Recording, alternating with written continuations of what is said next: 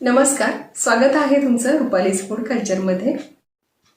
गरमागरम कुरकुरीत भजी आणि मस्त वाफाळलेला चहा आणि बाहेर पडणारा रिमझिम पाऊस, काय मस्त समीकरण आहे नाही का? आणि हे समीकरण सर्वांनाच आवडतं आणि भजी तर सर्वांनाच आवडतात, परंतु नेहमी तीच भजी, तेच भज्यांचे प्रकार आपण खाऊन कंटाळलो असाल तर आज हा भज्यांचा नवीन प्रकार आपण बघतोय। तर आज आपण करतोय कोथिंबिरीची भजी। तर यामध्ये कुठलाही कांदा चिरण्याची गरज नाही, कोथिंबीर चिरण्याची गरज नाही, अगदी झटपट अगदी 5 मिनटात आपली गरमागरम आणि कुरकुरीत भजी तयार होतात। आता कुठलेही गेस्ट आलेले असू देत किंवा केव्हाही भजी गरम गरम खाण्याची इच्छा झाली की अगदी झटपट फक्त 10च मिनटात आपण भजी आणि आपल्या चहाचा बेत आपण नक्कीच करू शकतो। किंवा कुठल्याही पाहुणचारासोबत आपल्याला भजीचा जर प्रकार करायचा असेल तर वेगवेगळ्या भज्यांच्या प्रकारामध्ये हा एक नवीन प्रकार आपण नक्की करून बघू शकता। चला पटकन रेसिपीला सुरुवात करूया।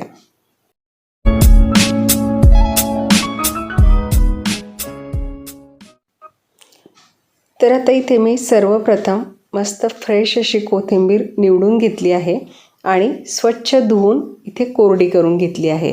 तर आता कोथिंबीर निवडताना आपल्याला अशी बंचमध्ये किंवा अशी झुपक्याच्या स्वरूपात जर आपल्याला कोथिंबीर निवडता आली तर ती सर्वात बेस्ट, परंतु मला जी कोथिंबीर मिळाली अशा काड्या होत्या, त्यामुळे मी अशा पद्धतीने ती निवडून ठेवली आहे। तर आता सर्वप्रथम आपण एका बाउलमध्ये मी 1 कप असं बेसन घेतलं आहे। तर हे चणा डाळीचं पीठ आहे, त्यामध्ये 3 ते 4 चमचे मी इथे तांदळाचं पीठ घेतलं आहे। थोडंसं 1 चमचा धणे घेतलं आहे, त्याला थोडंसं दरदरीत असं कुटून घेतलं आहे, खूप बारीक कुटायचं नाही। चवीपुरतं मीठ घालून घेतलं आहे आणि आता यासोबतच 1 चमचा लाल तिखट, आता तिखट हळद याचं मसाल्याचं प्रमाण आपल्या आवडीनुसार आपण घेऊ शकता। आता 1 चमचा ओवा घेतला आहे आणि थोडीशी हळद पण घातली आहे। ओवा थोडासा हातावर असं रगडून घेतला आहे म्हणजे चव छान येते आणि अगदी चिमूटभर इथे मी खाण्याचा सोडा घातला आहे। तर सोडा घालण्याची काही नाही घातला तरीसुद्धा चालेल, कारण आपण तांदळाचं पीठ घातलं आहे, त्यामुळे अगदी छान अशी कुरकुरीत आपली भजी तयार होतात। आता सगळं छान पहिले कोरडं पीठ मी एकत्र करून घेतलं आहे आणि आता थोडं पाणी घालून याची आपल्याला पेस्ट तयार करून घ्यायची आहे। तर आपल्याला या पद्धतीनं असं बॅटर तयार करायचं, अजिबात यामध्ये गुठळ्या राहता कामा नये आणि अगदी छान असं रिबीन कन्सिस्टन्सी याची असली पाहिजे। तर बघा अशा पद्धतीचं मी इथं मिश्रण तयार करून घेतलं आहे।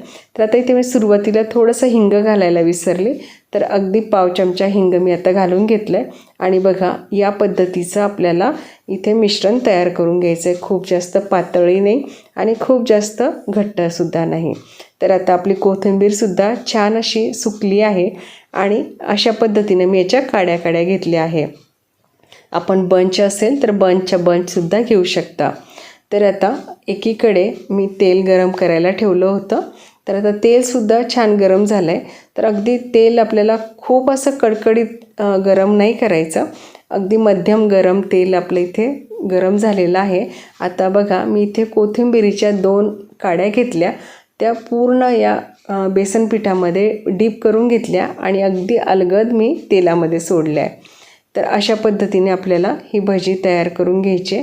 तर बघा अशा पद्धतीने आपल्याला 2-3 असे झुपके घ्यायचे आणि सरळ त्यामध्ये डीप करायचे आणि आपल्याला तेलामध्ये टाकून घ्यायचे आहे। तर इतके छान कुरकुरीत मस्त लांब सडक आणि मस्त टेस्टी अशी आपली ही कोथिंबीरीची भजी तयार होतात। आता हे भज्याची खासियत अशी आहे की याला कांदा चिरायची गरज नाही किंवा दुसरे कुठलेही याच्यामध्ये जास्त मसाले घालण्याची सुद्धा आवश्यकता नाही। कोथिंबीरीचा एक मस्त स्वाद या भज्यामध्ये उतरतो आणि दिसायलासुद्धा इतकी छान लांब सडक दिसतात आणि मस्त कुरकुरीत होतात।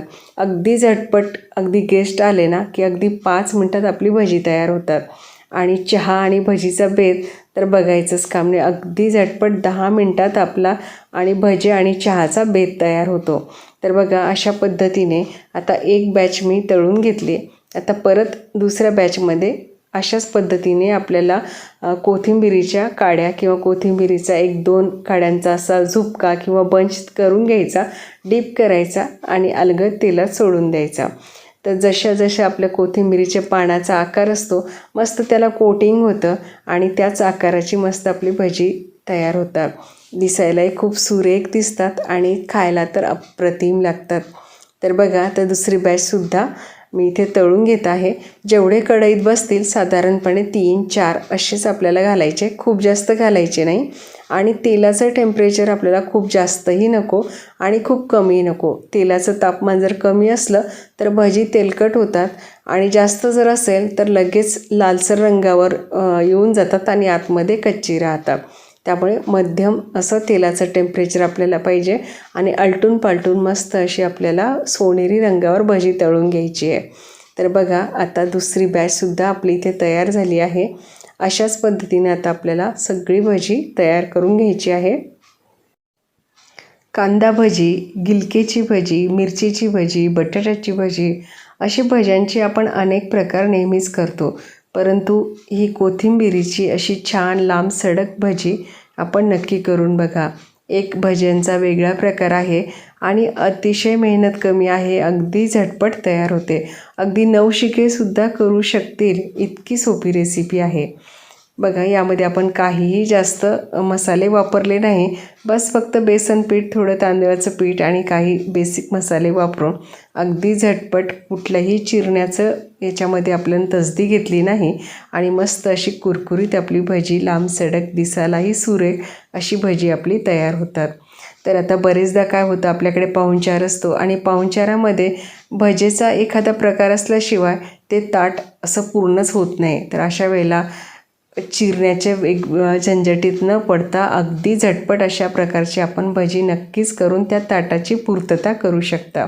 तर आता भजी म्हटली की मिरची असायलाच पाहिजे, त्याशिवाय त्याची मजा नाही, नाही का? तर आता अशी ही हिरवी मिरची मध्ये काप देऊन घेतली आहे आणि मस्त तेलामध्ये तळून घेतली. थोडंसं मीठ त्यामध्ये लावलं आहे आणि बघा मस्त कुरकुरीत आपली भजी तयार झाली आहे. भजी तर तयार झाली परंतु चहाशिवाय त्याची मजाही अपूर्णच, नाही का? तर आता गरमागरम वाफाळलेला चहासुद्धा तयार झाला आहे आणि असा हा बेत आपण नक्की करून बघा. मला खात्री आहे आजची ही रेसिपी आपल्याला नक्की आवडली असेल. रेसिपी आवडली तर व्हिडिओला लाईक करा, शेअर करा आणि चॅनल प्रथमच बघत असाल तर सबस्क्राईब करायला मात्र विसरू नका. म्हणजे अशा छान छान रेसिपी तुमच्यापर्यंत नक्की पोहोचतील. तर कमेंट्स करा, लाईक करा, शेअर करा. लगेच भेटूया पुढच्या अशा छानशा टेस्टी रेसिपीसोबत. तोपर्यंत खुश रहा, निरोगी रहा. धन्यवाद.